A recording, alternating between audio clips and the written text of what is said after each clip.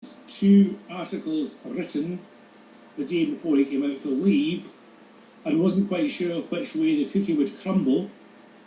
The cookie crumbled to leave, so all of a sudden Boris Johnson is the arch-Brexiteer. Now for me, that is one point where I say, I mean, it is okay to change your mind, but that has to be a pretty big dent in his credibility. Like he already has. Boris Johnson is a career politician. Boris Johnson isn't in it for the country. He's not in it for the Union. He's not in it for England, for Northern Ireland, for Wales, or for Scotland. He is in it for himself. And Boris Johnson thought that if he goes leave, he could become Prime Minister. And he might well have become Prime Minister 3 years ago if Michael Gove hadn't stabbed him in the back. So all we're seeing is a shift that Boris Johnson will finally be the man of power that he always wanted to be. Even as a kid, he wanted to be king of the world. Boris Johnson's views on Brexit are arch-Brexit. They are almost out-Brexiting Nigel Farage. He is prepared to put the country into a no-deal Brexit just for the sake of having this date, which is now apparently set in stone. And if there's no new deal by then, well, then we're going out with no deal. I, however, think he might get his comeuppance. Oh, yeah. He's talking about proroguing Parliament. He's talking about stopping Parliament from sitting to effectively stop him, to prevent them from stopping him from being out with no deal. We've seen a lot of people, also the Conservative Party, that say they would work against this.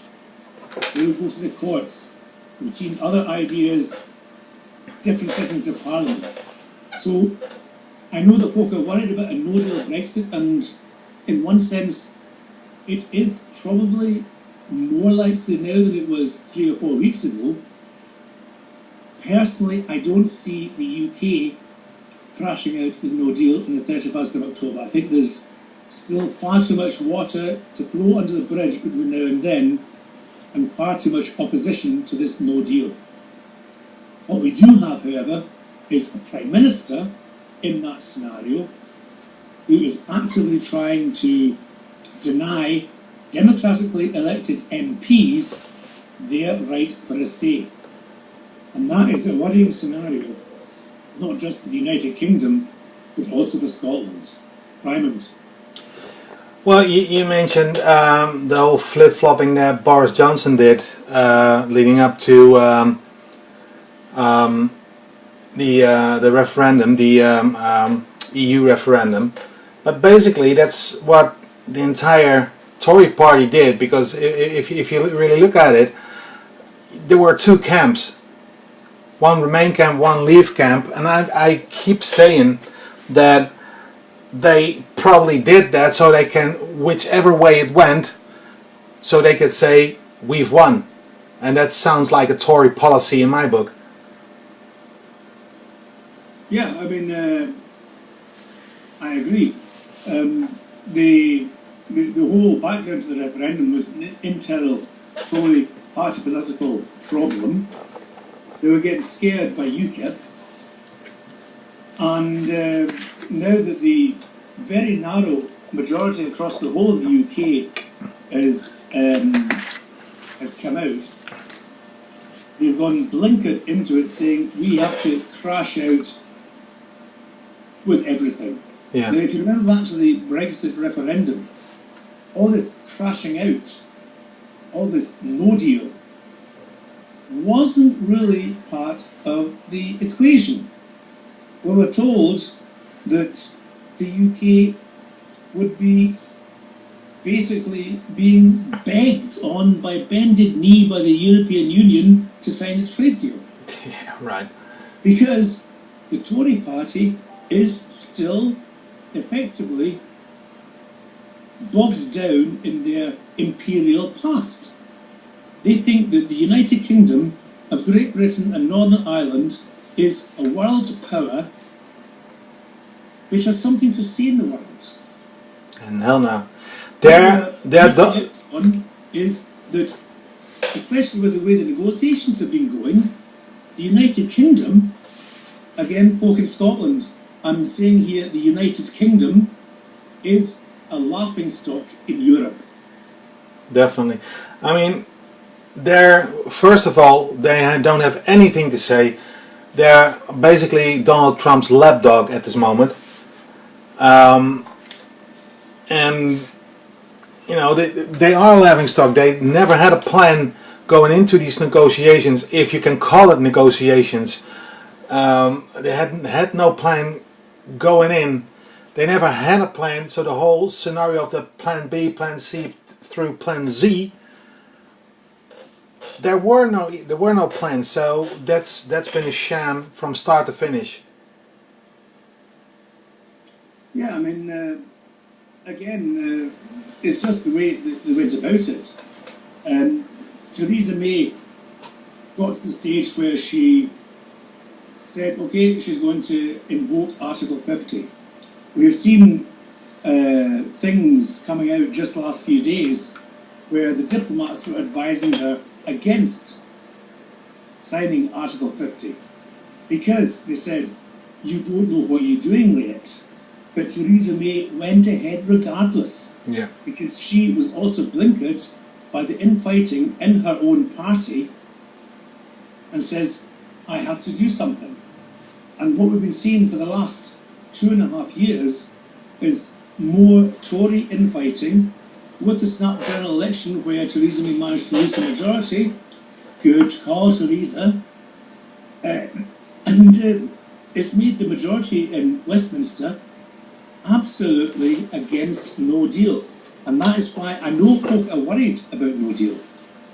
And believe me, you should be worried about no deal, because if the UK crashes out without with a no deal on the 31st of October, as Boris Johnson has claimed he wants to do. I say claimed because Boris Johnson and trust and actions, they're two different kettles of fish. But if the UK does crash out with no deal on the 31st of October, it will damage everybody. It will damage the UK, it will damage Scotland, it will also damage folk in Europe. Definitely. I mean, first of all, the thing is that they're basically, and in the way they went about, they're alienating themselves from the rest of the world. They think they can do anything, but I just can't get my hand around it. They never had, like I said, they never had a plan. They never will have a plan. They just we went out, and Boris just like I said, he was flip flopping. He was first for Remain. Now he was against. It's been like I said, it's been a sham from start to finish. It's ridiculous, and they are basically what do you say?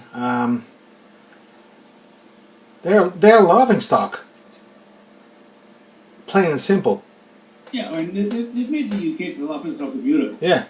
What you see if you follow any of the European politicians is that you've seen a change over the last 2.5 years. Yeah. Or even 3 years if you go back to the referendum.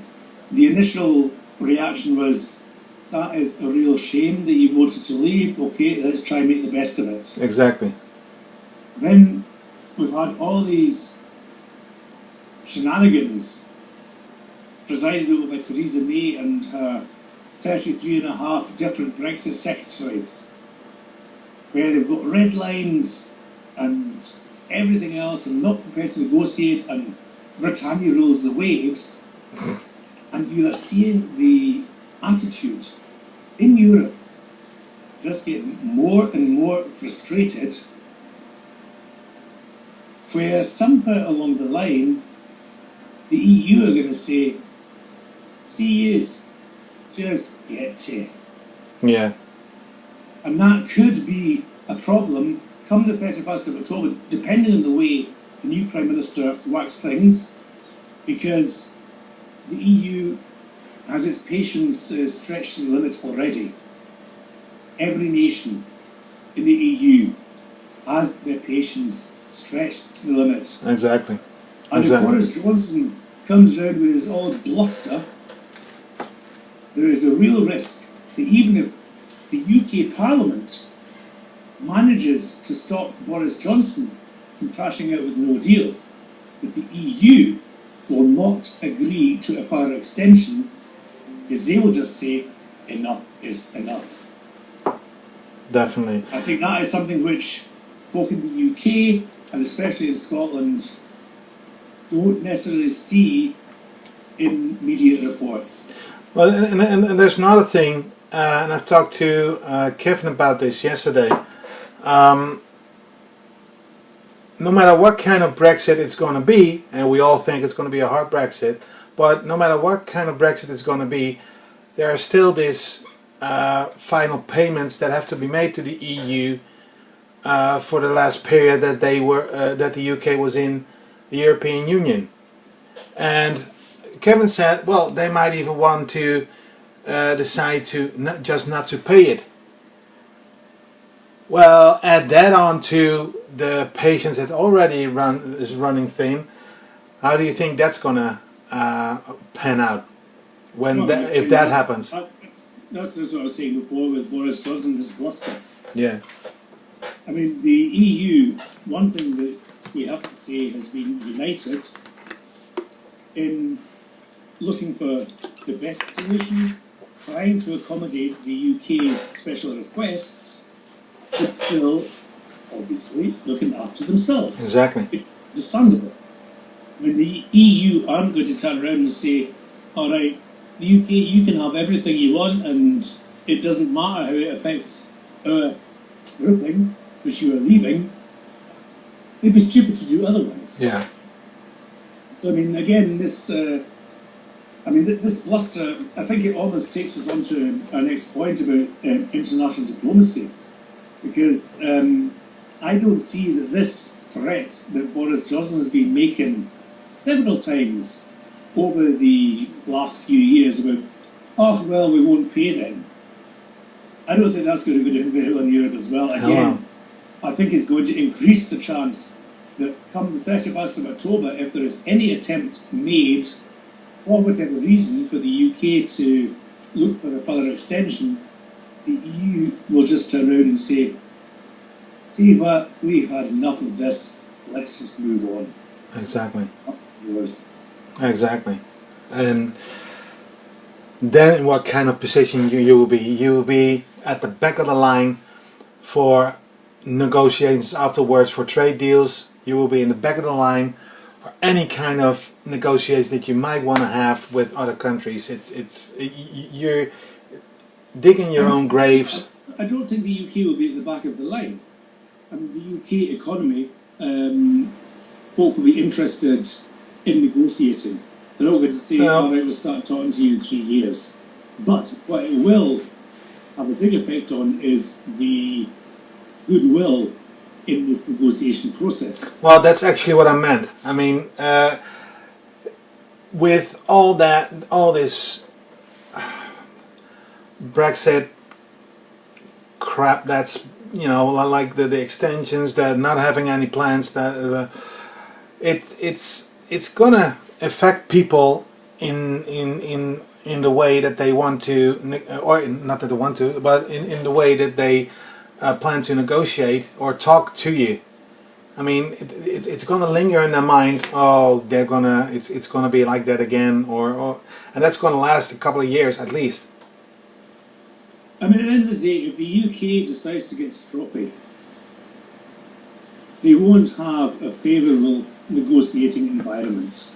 Exactly. Simple as that. Exactly. And the worry is that Jeremy Hunt, to an extent, but especially Boris Johnson, is likely to get stroppy. Because again, he's more concerned with Farage than he is with the country, and of course, no concern at all about Scotland apart from sharing it with Union Jacks.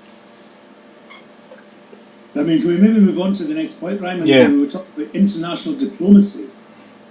And we had the situation with the UK ambassador in the United States just the other week, giving his appraisal of Donald Trump.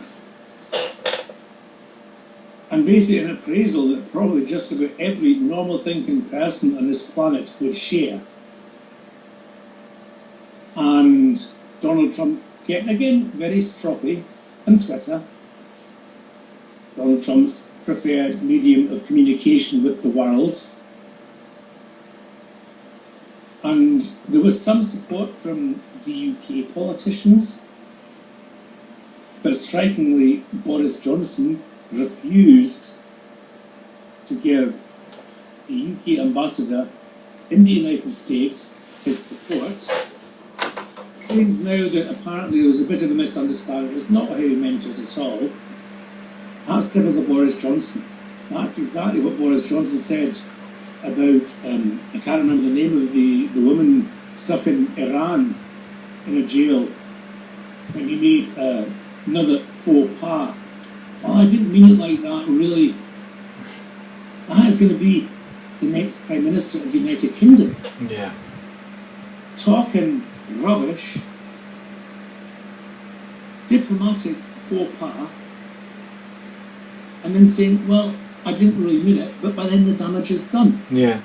Well, the whole thing, I've seen him do an interview when they were talking about him being fired on a couple of occasions on the account of talking lies and lying to people and stuff like that, and then also something about certain numbers, the amount they have to pay to the EU, I think it was they were talking about, and he told them about the number also in that interview, which they already proven that was incorrect, and he kept on hammering, no, it's correct, and then when they called him on it, then he started backpedaling again, well, yeah, but that's that added and stuff like that. And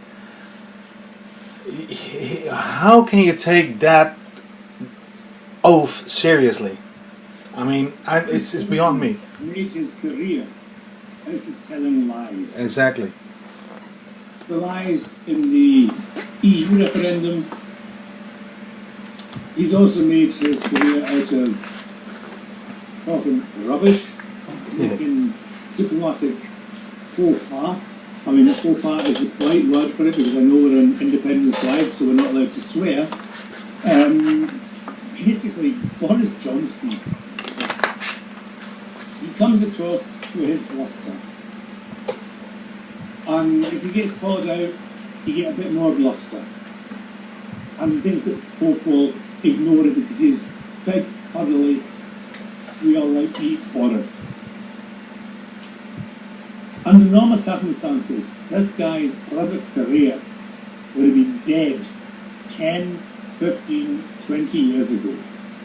It is an indictment of the situation that we in Scotland find ourselves in as being part of the UK still, that something like this is getting voted on by 100,000 folk, including, incidentally, 15-year-olds who are allowed to vote in Tory leadership elections, even though the Tory party would deny the vote in parliamentary elections to 16-year-olds. These folk are deciding our future and effectively crowning a king. Well, it's as simple as that. Yeah. Scotland's voice is not heard in this whole process. Hell no, never. And will never be held as long as we stay a part of this union. Exactly. There was actually either a meme or somebody just saying it online, that the question on during the next independence referendum should read, do you want self-determination? Do you want to be able to make your own decisions, or do you want Boris Johnson? Now, how in your right mind? Here, mate, sorry, Raymond. Yeah. Quick shout out to Stephen Miller and Ian Leckenby, who are discussing on the Facebook chat. Donald Trump is the rocket, says Ian. I don't think many of us would disagree with that. We're also talking about the supposed this secret poll that the Tories made on support for Scottish independence. A lot of folk, Stephen said it as well, 72%. I'm not sure if I would go with the 72%. I'd refer you back to the national podcast with the wee Ginger Doug and Callum Baird. I think it was 2 weeks ago, 3 weeks ago, where 72% might be a bit over-optimistic. What you see is whether it's 72% or 65% or 55%. We know from recent polls that have been published by the mainstream polling organisations who are no friends of Scottish independence that if Boris Johnson becomes Prime Minister, which is likely to be the case a week tomorrow, support for Scottish independence would rise to 55%. And the minute he starts working his magic touch, you really are at this stage with all the things that he's got planned, with all the things the Tories have got planned. Folk in Scotland, if you don't see it then, you'll never see it. No. Then you have eye blinds on, and I can just grab my head around it that people would choose Boris over independence, above self-determination. I just... Well, of course, apparently the Scottish Tory MPs had a group meeting with Boris Johnson today. They were going to meet him and we expect them to swear loyalty. I think it was Angus Robertson said today, the Tories have made an arse of Operation Arse, so they're now going to get down and bended knee. I mean, I know that not everybody is the political geek that I am. I'm the sort of person, I will, if I'm at home of an afternoon, I will watch proceedings in Westminster or Holyrood for 3, 4, 5 hours quite happily. Now, I know that a lot of folk have great bigger concerns in life. A lot of folk are looking at getting out, working, earning money to keep their family above the breadline, to put food in their kids' mouths. That's okay. I can see it from what's going on in Parliament, both in Holyrood and at Westminster. And when Boris Johnson comes out and makes this public, again, beware of who you watch. Mainstream media will put a different spin on it. Folk in Scotland are surely going to turn around and say there is no place for Scotland in this so-called union. Amen. Amen, man. And I hope people finally open their eyes to that. I mean, it's just sad that you would choose the union with Boris Johnson at the helm over the right to, and it's a right. It's not something you strive after. It's a right to be able to determine your own affairs. I mean, again, Boris Johnson, for me, is not the decisive factor. It doesn't matter who is the next Prime Minister, because Jeremy Hunt has also said that he would reject the Section 30 request from the Scottish Government despite a triple locked mandate. Jeremy Hunt would, just as much as Boris Johnson, reject the democratic will of the Scottish people, like a dad saying to his 15-year-old son, just going to make it up. So it doesn't matter which of them gets in. No. Maybe a quick shout out to Stephen Miller again, who also would like to give a shout out to Phil Simmons, who has given Stephen his opportunity to Right and publisher, yes, Gifnook. Thanks, Steve. Thanks, Phil. Thanks for your support. And Stephen Miller makes a point. This freedom of information request about support for independence, if it was under 55%, they would probably disclose it, because the Tories are telling us all the time, they can tell us since 2014, that there is no appetite for another independence referendum. I'm hungry. Definitely.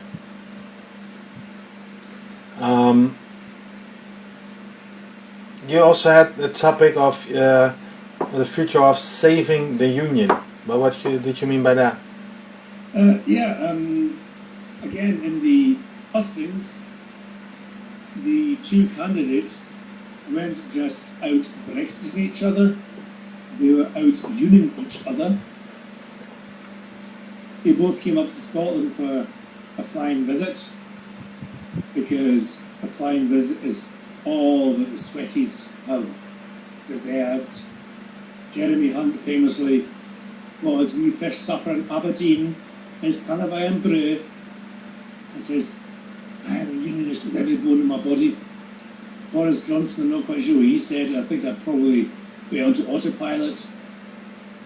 But what we do know is that the new UK government hub in Edinburgh, which again we've talked about on this show many times before, this, if you like, colonial hub. I don't need to say anything else about it, because they've now told us, just next to Waverley Station, we're going to have Queen Elizabeth House, which will be the hub for the UK government in Scotland. Both potential future Prime Ministers have said they want to fight for the Union, because they're unionists with every bone in their body. Boris Johnson even wants to be called Minister for the Union. And they're going to be showering us with love.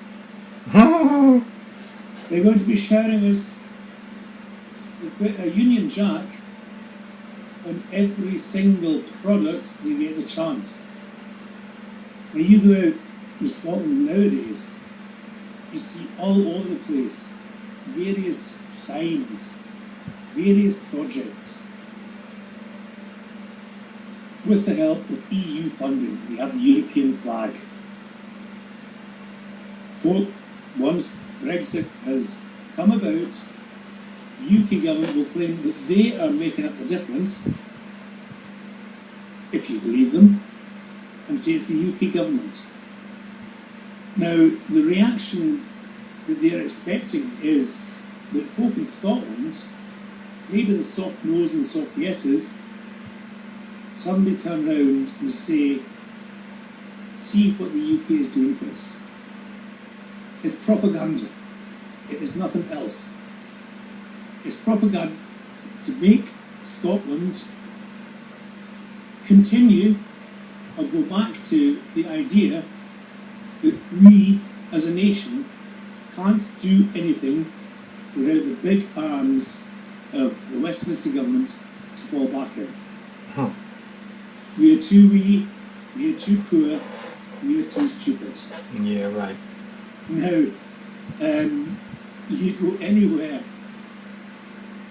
how many other countries have become successful independent nations with a lower population, with fewer natural resources, with fewer exports than Scotland? The idea that folk in Scotland believe that we're a basket case, that we couldn't manage on our own, I don't understand it. But this belief is exactly what this government hub at Waverley is going to try and promote. Is going to promote Jakery, is going to promote the generosity of the UK government subsidising us, even though they wouldn't subsidise the spare bedroom. Scotland is subsidising the UK government, nothing else. Project Fear Mark 2. It is as simple as that, Raymond. It is Project Fear Mark 2. They now know that the tide in Scotland is changing. And they are scared. And they're going to come out, flags are blazing, arrogance are blazing, condescension are blazing, in an attempt to promote just cringe, which has been drilled into people in Scotland from a very young age for the last few hundred years. Definitely. Well, what do you think the future place for of Scotland will be in Europe? I mean, I personally believe they would have a great future in the European Union. I'm not. We've talked about this as well. I'm not that big a fan of the EU as such as it is now. I am pro-Europe. If I'm not completely on the EU as it is now, but I do believe that if you compare the two, like for instance on the subject of self-determination, that being with the EU would be preferable than being inside the UK. I completely believe that. But I do think that the question of being in the EU, like we said, like 65% or something, 67% voted to remain in the EU. 62 it was, I think. 62, yeah. But I do believe that is a question to be determined after independence has been achieved. That's my view. I mean, I personally am a big fan of the EU. Again, as I said before in this show many a time, the EU enabled me to make the life that I have. I've been living in Germany now for over 30 years. I'm happy. I've got a good life. And that was all possible down to freedom of movement. Exactly. Yeah. The EU is, again, not perfect. I would agree with you absolutely on that. That's basically what I meant, by the way. I think the EU have really made a big mistake with the way they've been going for the new EU Commission President, Ursula von der Leyen. They were trying to make it a bit more democratic, a bit more obviously democratic, and they couldn't agree. And so effectively, the heads of government settled on a compromise candidate. Mm-hmm. I don't think that is particularly good for the EU. No. I think the candidate herself is also not particularly good for the EU because she is not particularly popular in Germany. She hasn't been much of a success as Defence Minister over the last few years, various scandals. But equally, on a European level, she ticks all the boxes. Yeah. Multilingual, European background. So, I mean, again... Great family background as well. I think one important thing for Scotland, again, I personally was not particularly chuffed about seeing Ursula von der Leyen being elected as Commission President. Again, subject to confirmatory vote later on in the year, which again a lot of folk aren't aware of. But she seems to be quite friendly towards Scotland. And from that point of view, I can understand why maybe Alan Smith, Aileen and Christian voted for her, because we have to look at Scotland first. We have to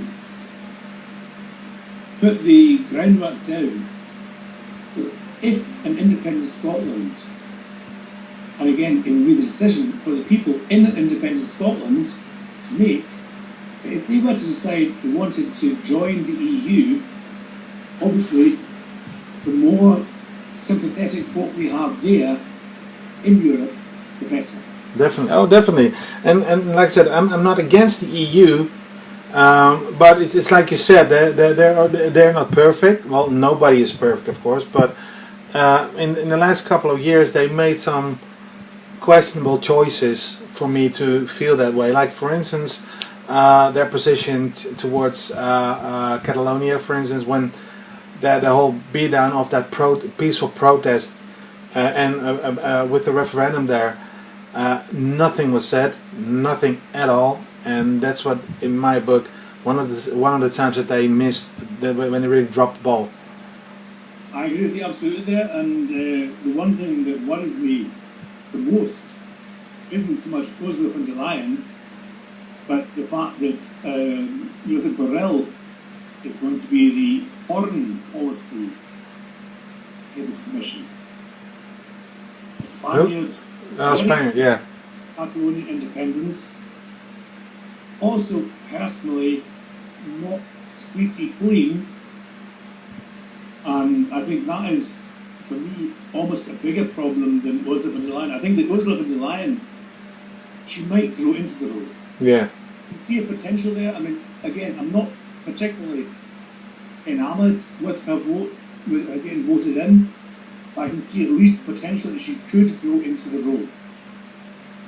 With Borrell, that's going to be an absolute disaster for our friends in Catalonia. Yeah, definitely.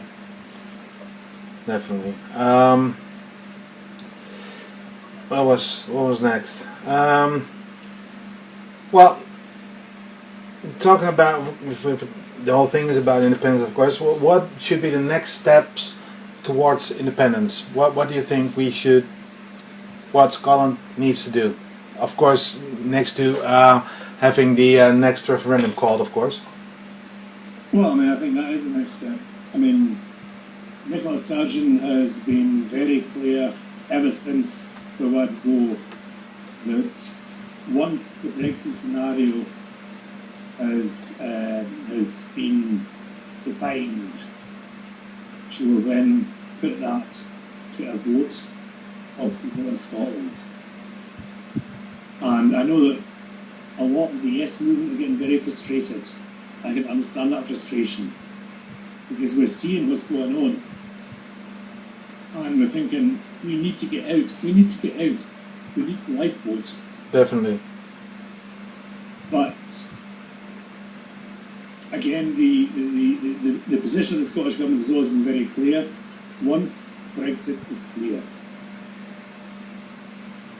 you can like it, you can lump it, really. Well, I'm getting to the stage where I'm thinking, how much longer do we wait as well? I'm getting impatient. I'm thinking, we can see what's happening, and whatever's going to happen, the solution isn't going to be good. No. Well, the thing is with, like I said, when the whole Brexit scenario becomes clear, do you really think it's going to be near clear anytime soon? I mean, I think there's never going to be a straightforward view on what Brexit's going to be like. It's going to be a no-deal Brexit, because if Boris doesn't do it, like you said earlier, the European Union will say, we're done, goodbye. And so, I mean, it's not going to get clearer than it is now, in my view. I do have complete faith in Nicola. I know she'll have a backup plan. I know she'll have, but it's just a fact of saying that we're waiting for the Brexit scenario to be clear. I truly feel that it's never going to be clear. It's always going to be a mess. It has been a mess from the get-go, and that will never change in my view. I mean, clarity is relative. Hey, you got a point. Well, actually, it's relative, and I mean, I could appreciate the comments 2 years ago, where we first put in the Section 30 request, and Theresa May famously said, "Now is not the time." No. We had the snap general election, where there was again an independence majority at Westminster, despite what the Tories would have you believe. But we lost a few seats. I mean, again, we lost a few seats against 2015. I'm sorry, I mean, 2015 result was one of these once-in-a-lifetime scenarios. Yeah. I mean, that's like Leicester City winning the Premier League in England. It will happen once, but you're not going to have it happening on a regular basis. No. So, again, I mean, the Tories are one saying, "Oh, well, we won the election because they lost some seats." The Tories got the 13 fakers dozen who have done absolutely nothing for Scotland at Westminster over the last 2 years. I don't think many of them will still have a seat at the next general election, where it comes about this year or in 3 years' time. But I mean, aside of that, clarity is relative. How long do we need to wait? Because we know that any no-deal Brexit scenario, but even a Brexit scenario with a deal, will be harmful to the Scottish economy, the folk living in Scotland. Now, I can understand the opinion polls haven't moved much over the last 5 years since 2014. But that in itself is a sign that the appetite is there in Scotland. Definitely. Because under normal circumstances, in 2014, when we started with 25%, yes, got up to just over 50, got pegged back with the lies, with the vow, to 45%. Normally, you would expect a lot of those folk to say, "Ah, well, we tried it, never mind, doesn't need to be, we're too poor, we're too stupid." What we're seeing right now are small rises in the polls without a campaign, where we're now pretty much 50-50, yes and no, in the polls. Bear in mind, folk, these are polls that are establishment polls, so they are unlikely to show the full story.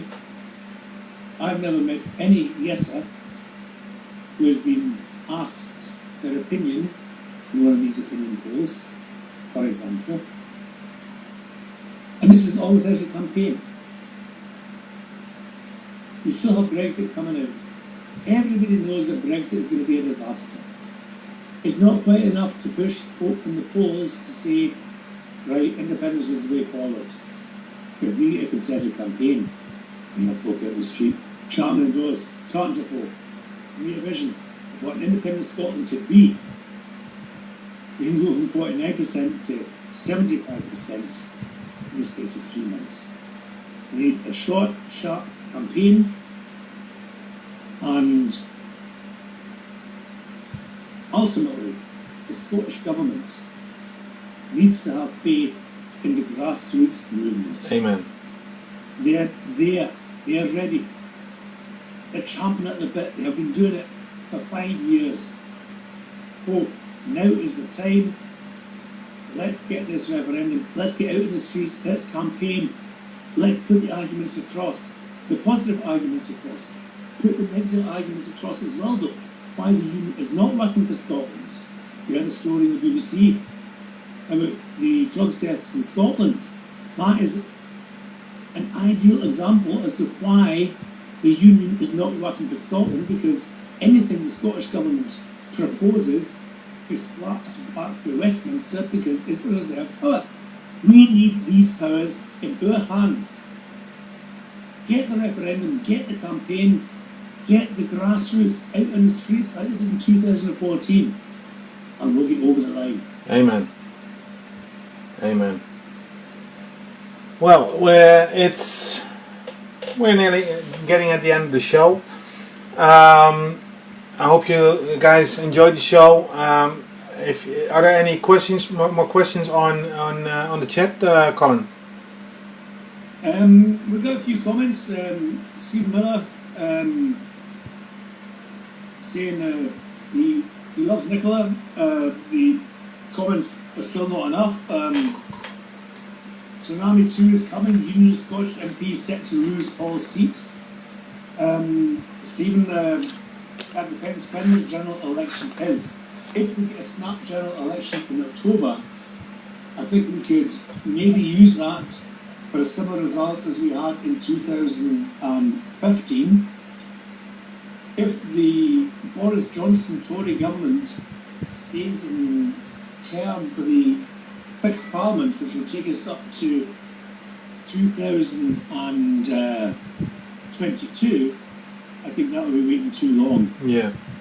Ian Leckaby says Nicola and the wider political SNP need to get proper involved with the grassroots indie movement.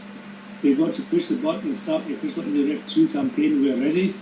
Ian, I think you and me, we agree on that point. The grassroots are ready to grow. And I've been in Scotland last year at the March in Glasgow. I was in Galashiels this year. I'm going to Campbelltown the week after next.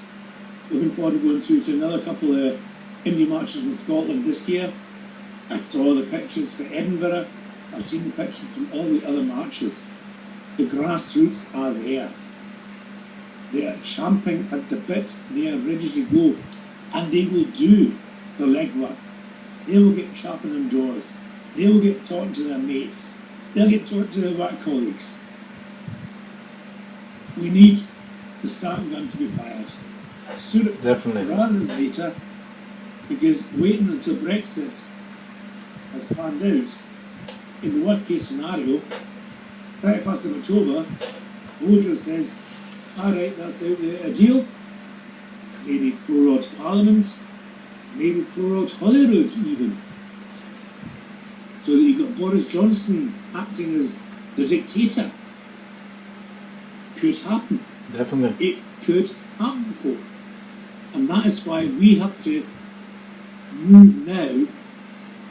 Again, the other point is, if we could, I mean, it's probably a wee bit unrealistic now. I mean, ideally it would be an independence referendum in September this year, so that Scotland could remain in the EU by default, and then still decide after independence, do we want to stay in the EU or not? Timescale is probably a bit bad, but the longer we wait, the longer the various UK internal laws could diverge from EU laws, which, depending on how it pans out, could make it more difficult for an independent Scotland to rejoin the EU. If we assume now that we're going to get drawn out, currently we have full compliance with all EU regulations. The minute the Tories start proroguing Holyrood, putting transnational laws in, chlorinated chicken and everything else, the further Scotland also would diverge from the EU norms, which would make it more difficult to rejoin the EU, no matter what the sympathy factor was in Brussels. Yeah. All right. Well, like I said, we're getting to the end of the show. I want to thank everybody for watching, for participating on the chat. My final thoughts for the show, this is just, people, please, just open your eyes. If you're still doubting if Scotland should be independent, just watch Boris Johnson on any kind of interview video, and if you're not ready, really changed in your mindset, I don't even know what will, but just think of yourself. Would you rather have self-determination, or do you want to follow Boris Johnson? or Jeremy Hunt, or like you said, whoever it will be. That's, you know, I will leave you at that. Colin, what are your final thoughts? Yeah, I mean, again, a big shout out to Stephen Miller, who's been following us all night. Thanks, Stephen, for joining us. And again, thanks for your support, sharing in your various groups.